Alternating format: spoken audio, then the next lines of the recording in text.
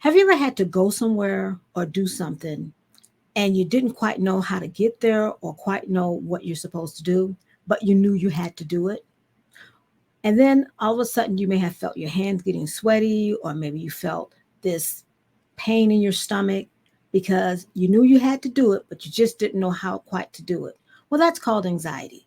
And just like us, children experience anxiety. And so today I want to talk to you about some phrases, things that you can do that will help your child to be less anxious. And so, as parents, we want to make sure that our children are in the best place that they can be in emotionally so they can do whatever they need to do. Just like the example I gave you in the beginning, I remember my husband and I were going down this dark road in the car, and I knew we had to continue on the road because we had to get to where we were going. But we also knew that I needed to do some things to be less anxious. So one of the things we did was we turned on the light on high beam.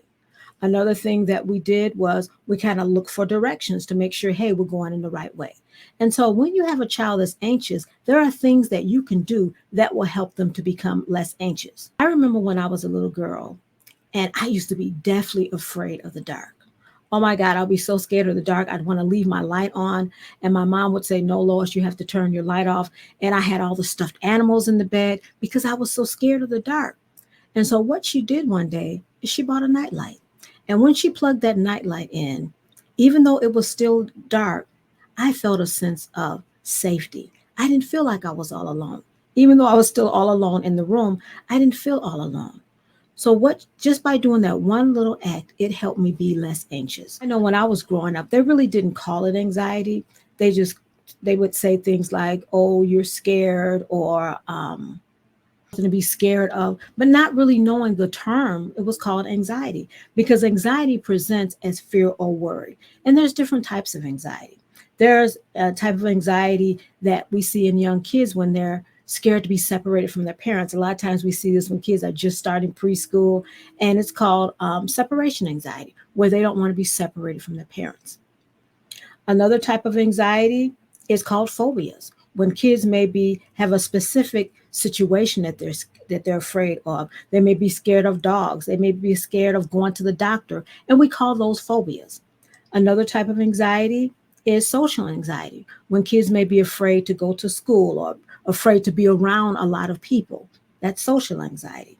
Another type of anxiety is worried about the future, about bad things happening to them. That would be generalized anxiety.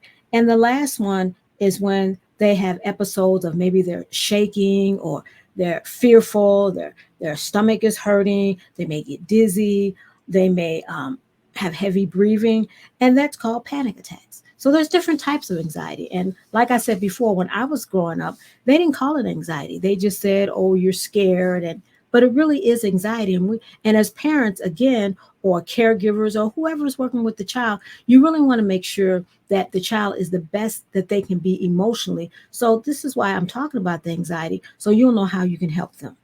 And so I just want to go over, like I said, I have 8 different anxieties. This is probably going to be a part 1. I'm probably going to have a part 2 because I do have 16 that I want to talk about, and I don't want to talk about them all in this particular video. So the first one thing that you can do, you can have a phrase that you use. You can say, "You are safe," or the one I like to use is, "It's going to be okay."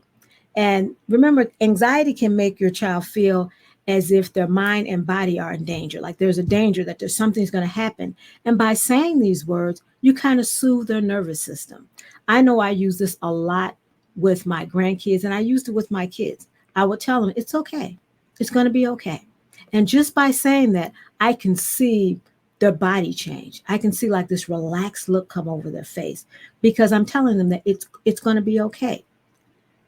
Another type of phrase that you can use is, "Well, what do you think is going to happen?" And a lot of times this is a good one to use with older kids because it helps them to be able to articulate why they feel the way they do. "Well, I think that this is going to happen because," and then you can kind of process with them. "Well, I think that when I get ready to get into this term, I'm going to trip over the ball. I'm going to trip over my feet. I'm going to whatever." So you help them articulate what that specific fear is, and then you can kind of help them process it. Another phrase you can say is, "Well, what's going to happen next?" So what you're doing is sometimes kids get anxious over an event because they don't know what's going to happen and they're fearful and they're scared. And so you can kind of go over to them like, this is going to happen, then that's going to happen, this is going to happen. I know that's a good one to use when kids are going to the doctor because they're so scared.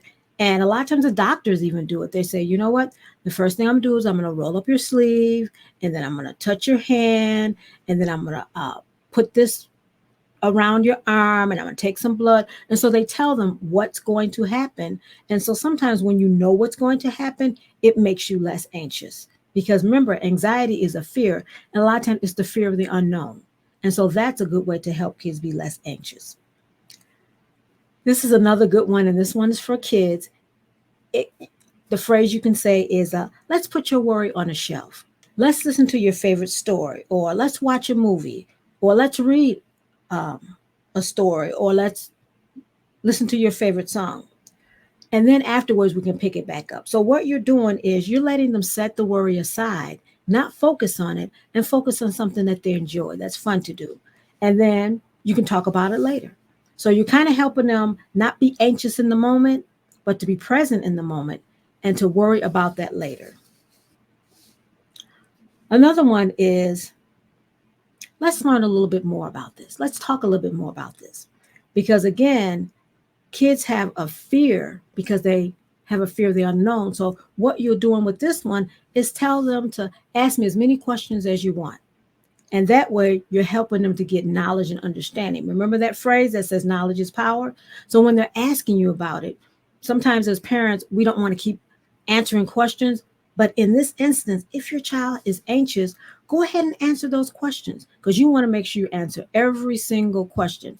I know I used to do this with my kids when they were growing up. Ask me a question. Well, what do you think about this? And well, is this going to happen? And what if this? And I would answer all of their questions because I'm trying to make them feel as comfortable as possible. Because remember, you're that safe space for them. And so that's why they're telling you that they're anxious because they want to be able to feel less anxious. Another good one is you are not alone in how you feel. This is another one I used with my kids. And what I would do is I would refer to when I was a little girl. And I would say, you know what? I know exactly how you feel because when I was little, this is what happened to me. Again, what you're trying to do is you're trying to help your kids to feel less anxious and help them understand that anxiety is something that everyone faces. It's not just them, but everyone has faced that. Even you as an adult, you have faced it. This is another good one that you can use with middle-aged, older kids. Let's find some evidence for your anxiety. Collect evidence to support or refute whatever it is that they're saying that they're anxious about. And so let's just say if they're worried about a test. And it's like, well, let's talk about that. Well, you studied for the test. You've had a good night's sleep. You've eat breakfast in the morning. So letting them know that here's evidence that shows that you're going to do well on the test.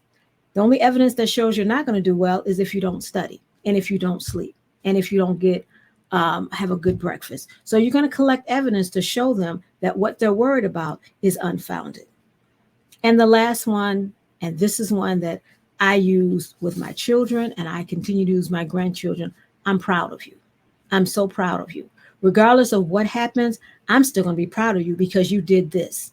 You stepped up to the plate. You actually tried. So letting them know that you're still proud of them so they won't feel that pressure if they have to be perfect. Because sometimes that's where the anxiety comes because the kids feel stressful because they have to perform in a certain way. This particular one, I used it with my grandson when he was just starting soccer. He's going to be 4. He's just 3 now. But when he was starting soccer and he didn't want to run under, they had like this tunnel thing that they had to run under, and he didn't want to run under it.